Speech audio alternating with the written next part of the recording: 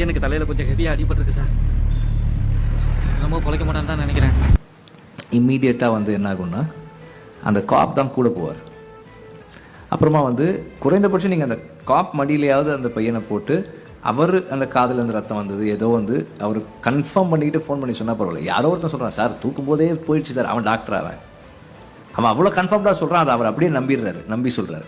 அப்போ அதுவும் வந்து இதெல்லாம் என்னன்னா கதையுடைய நம்பகத்தன்மையை குறைக்குது. அப்புறமா வந்து முக்கியமான விஷயம், காப் ரோல் யாராவது நம்ம காஸ்ட் பண்ணோம்னா முக்கியமானது அவங்க முடி வெட்டுறதுக்கு ஒத்துக்கிறாங்களான்னு கேளுங்க. முடி ஒரு காப்